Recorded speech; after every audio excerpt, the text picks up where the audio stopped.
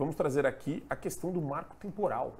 E eu queria provocá-los, vocês dessa bancada ilustre, vou começar pelo Adriles, que está com uma cara triste hoje. O relator, né, da proposta que estabelece o marco temporal para a demarcação de terras indígenas, deputado Arthur Oliveira, ele disse esperar que o Supremo paralise o julgamento sobre o tema, marcado para o dia 7 de junho. Ele quer que, naturalmente, o Supremo não se envolva na questão do marco temporal. Por quê?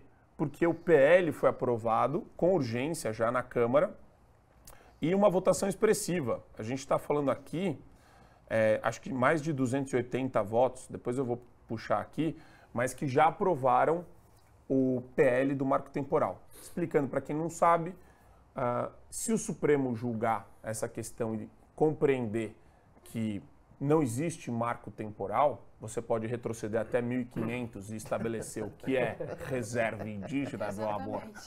Todo mundo corre o risco de ter a sua propriedade transformada em uma reserva indígena. Esse é um nível de insegurança jurídica com a qual nós temos que lidar.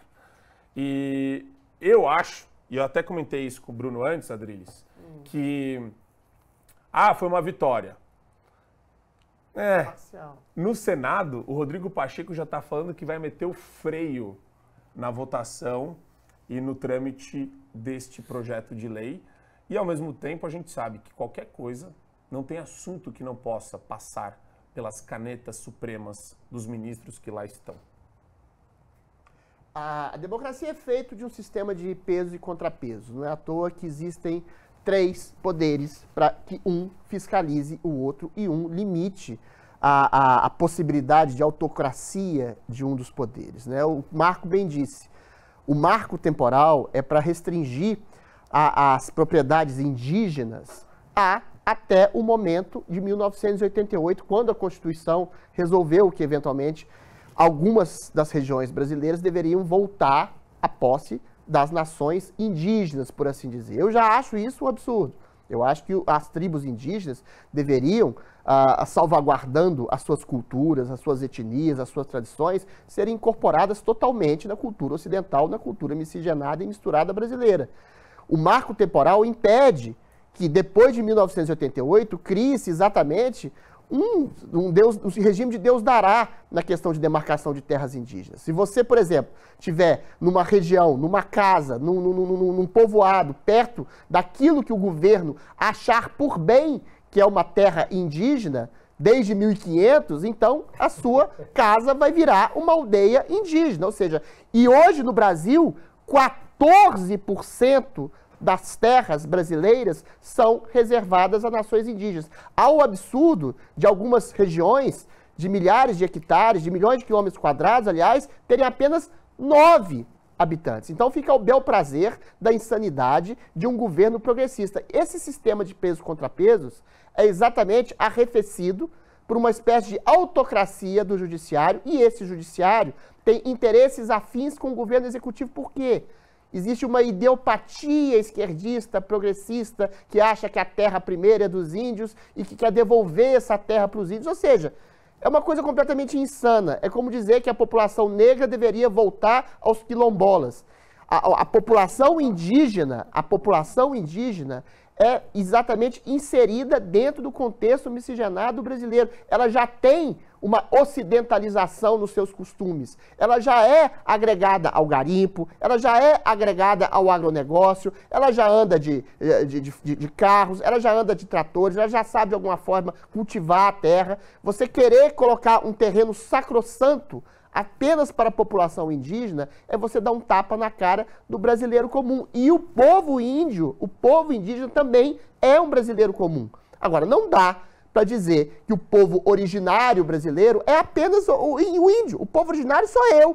É o Musa, é a Geisiane, são negros, são cafusos, são mamelucos, são índios, são brancos, são italianos. Ou seja, o caldo da miscigenação brasileira não dá mais para dizer que os povos originários seriam apenas o indígena. Ou seja, você cria um preconceito e trata a nação indígena exatamente, a nação indígena, o povo índio, como se fosse uma nação à parte, como se fosse um Estado à parte. É uma esquizofrenia total. É o Estado dizendo, outorgando um Estado alternativo, singular e separado do Estado ocidental, que é um Estado índio, e isso tudo formado pelo próprio Estado brasileiro. E se esse marco não passar, eventualmente, mais uma vez, a sua casa pode virar uma tenda, uma aldeia, um povoado indígena, ao bel prazer daquele Estado maluco, insano, pseudo-progressista, que está querendo fazer uma autocracia em conluio com o judiciário por causa dessa ideopatia progressista que domina a esfera desses dois poderes contra a autonomia do legislativo. E o maravilhoso... É terra pra caramba. 14% para menos de 1%. O Brasil é continental.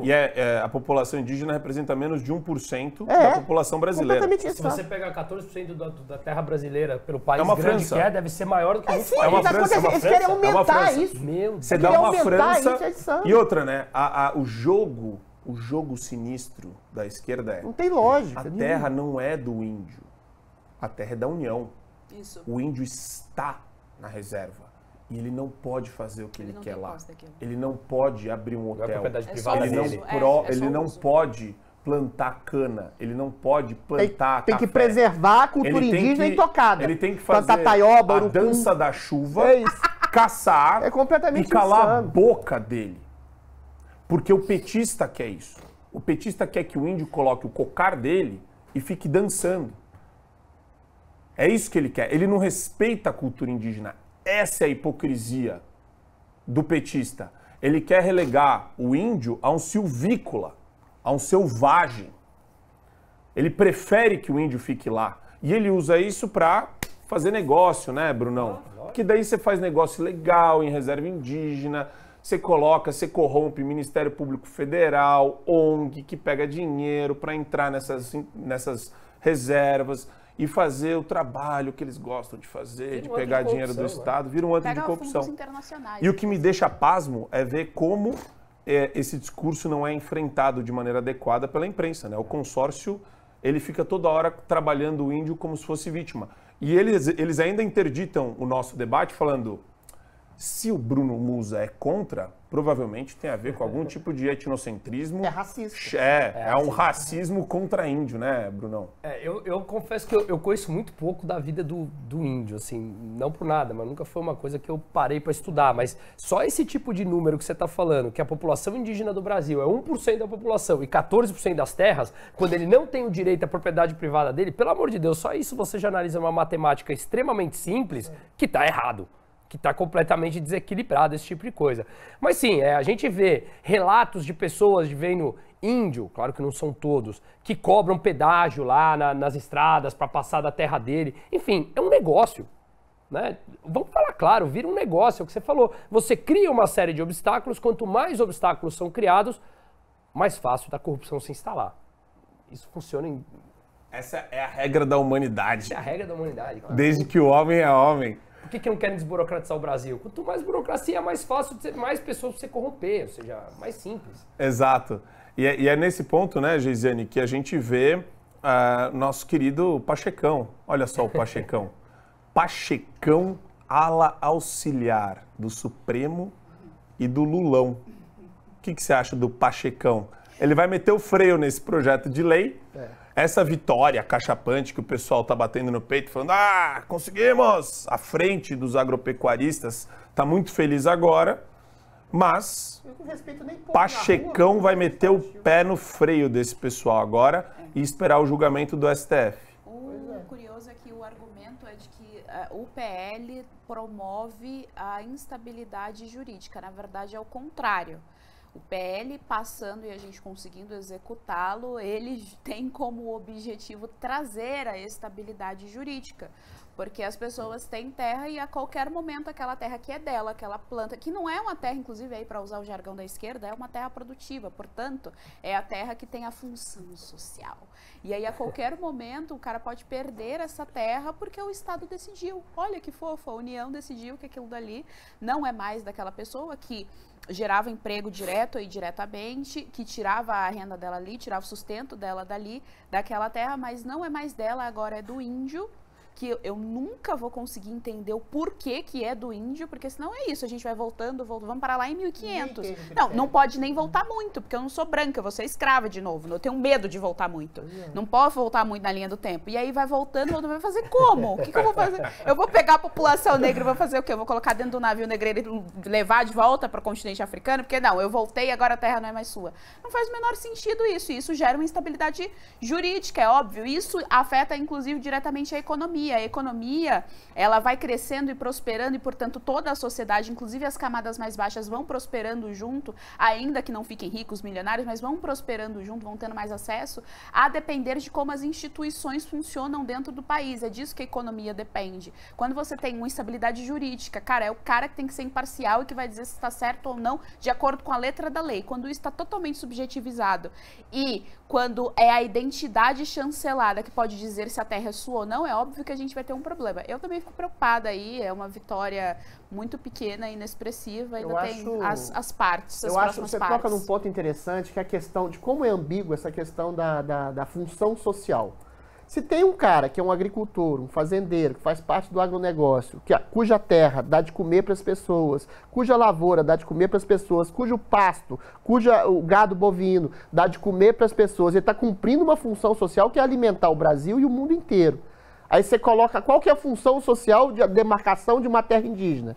9, 10, 20, 30, 40, 50, 60 pessoas habitarem aquela região de milhares de quilômetros quadrados. Você tira a função social da agricultura e dá aquela cultura primitivista indígena de plantar taioba, urucum, de fazer a reunião em volta da fogueira, comer macaco. Ou seja, você tira a possibilidade de milhões de pessoas serem alimentadas, inclusive populações indígenas, populações como os Yanomamis, que ficavam numa região de milhões de quilômetros quadrados ali no norte do país e que estavam passando fome, porque não tinham os elementos de agricultura familiar, os elementos de uma agricultura mais vasta para poder alimentar suas crianças. Aí você tira a função social de alimentar milhões de pessoas para uma meia dúzia de índios morarem, porque você remonta à época do descobrimento do Brasil, porque esses são os povos originários. Ou seja, é completamente hipócrita, é completamente maluco e é completamente contraproducente a questão da desfeitura desse marco